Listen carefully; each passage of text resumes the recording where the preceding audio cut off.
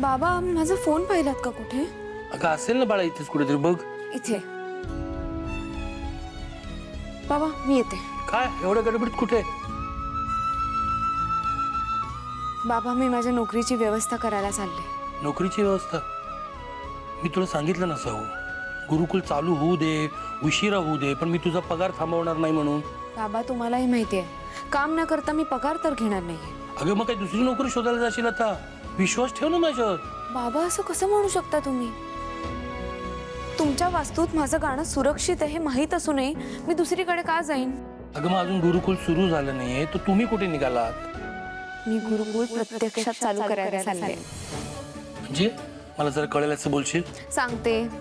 मी काही मुलांशी बोलले आणि ते गुरुकुलमध्ये गाणं शिकायला यायला तयार आहेत. काय? मुलं?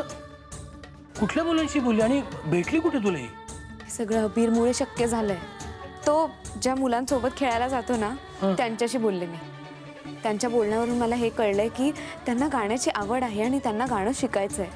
आता मी त्यांच्या पालकांशी बोलायला निघाले. जराही बदलली नाहीस साऊ तू.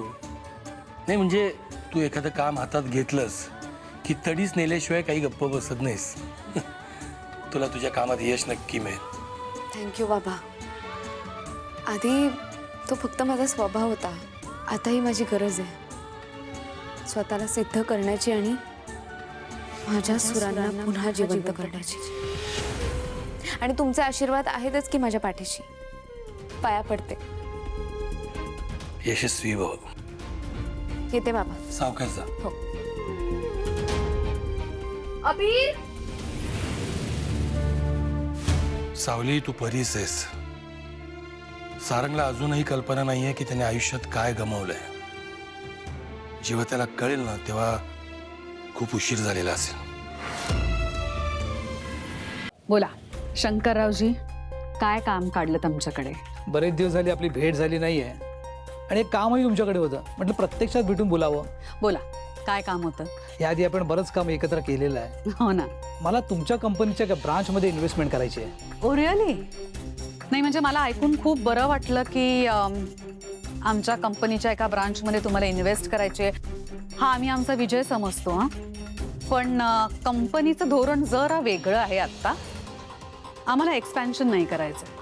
आत्ता जे एक्झिस्टिंग प्रोडक्ट्स आहेत त्याच्यावरती आम्ही कॉन्सन्ट्रेट करतोय.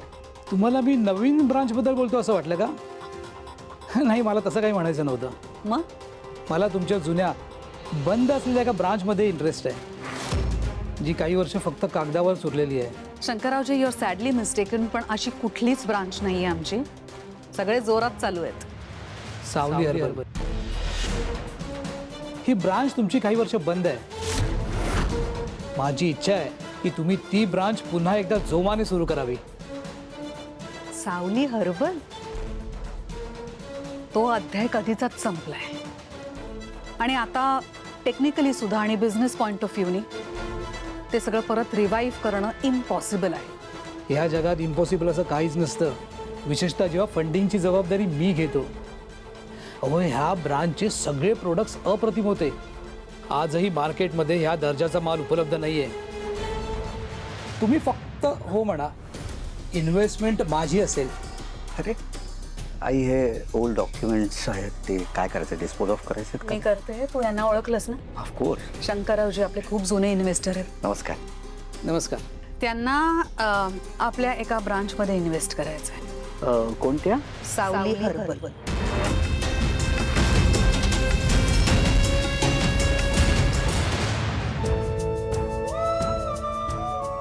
अबीर, आतापर्यंत 3 मुलांचे पालक तयार झालेत बघ.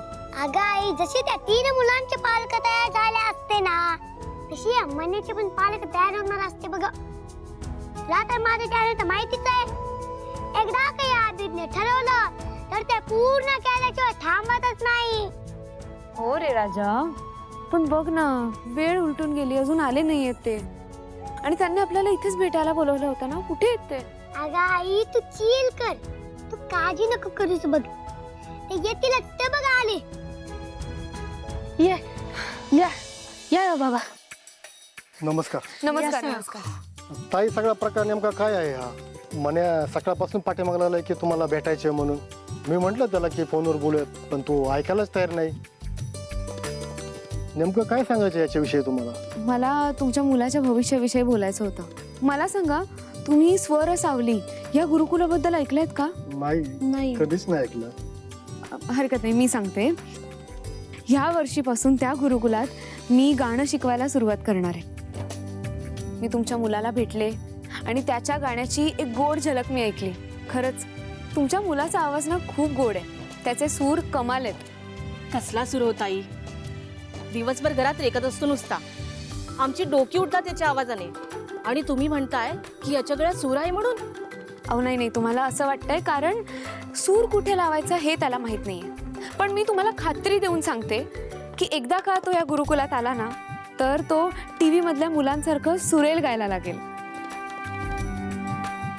ते सर्व ठीक आहे, पण गाणं शिकून पुढं नक्की काय फायदा होणार आहे? शेवटी पोटा पाण्यासाठी तर अभ्यासच करावा लागतो ना, त्याशिवाय नोकऱ्या मिळतच नाही. नाही, तुमचं बरोबरच आहे. पण मी असं नाही म्हणत आहे की अभ्यास सोडा. शाळेतला अभ्यास मुलांना जगण्यासाठी मदत करेल, पण जगण्याचा खरा आनंद आणि सूर गाण्यातच सापडतील. आणि म्हणून मला असं वाटतंय की त्याने ह्या गुरुकुलात प्रवेश करावा. पण त्याचा उपयोग काय? उपयोग? अहो, तो गाणं शिकल्यावर मोठमोठे शोज करू शकतो. फक्त आपल्या देशात नाही, परदेशात सुद्धा. आणि तुमची इच्छा असेल तर तो ह्या क्षेत्रात खूप नाव कमावू शकतो. तुम्हाला सांगू, सुदैवाने निसर्गाने तुमच्या मुलाला गोड गातागळा दिलाय. आणि मला असं वाटतंय की आपण सगळ्यांनी त्याला सपोर्ट करायला हवं. शाळेच्या मार्कशीट इतकं कौशल्य ह्यात सुद्धा खूप महत्त्वाचं आहे आजच्या काळात. मला असं वाटतं की तुम्ही प्लीज एकदा विचार करा. तुमची ओळख मन्याचे आई बाबा म्हणून नाही, तर एका मोठ्या गायकाचे आई बाबा म्हणून होईल. नक्कीच काका, मी गॅरंटी देतो. बघा बघा काका, तुमचा मन्या स्टेजवर गिटार घेऊन उभा असतो बघा. गाणं गायचं म्हणतो बी. आणि ती बघा खालची पब्लिक ओरडत असते ना मन्याला, आय लव्ह यू मन्या, म्हणजे टाळ्या वाजवत असते की. अभि, अहो, बघूया ना प्रयत्न करून. मुलाला आवड आहे आणि आता आई म्हणतायत ना इतक्या विश्वासाने, मग काय हरकत आहे? ठीक आहे, आम्ही तयार आहोत. पण हे बघ मन्या, गाण्याच्या नादात अभ्यासाचा बट्ट्याबोळ नाही झालं पाहिजे, नाहीतर तुझं काय खरं नाही. थँक्स बाबा, आता मी खूप छान शिकेल. शाळा पण आणि गाणं पण. हो, एक मिनिट. हा घ्या फॉर्म. ह्यात तुमची माहिती भरा आणि क्लासेस सुरू झाल्यावर तुम्हाला आम्ही कळवू.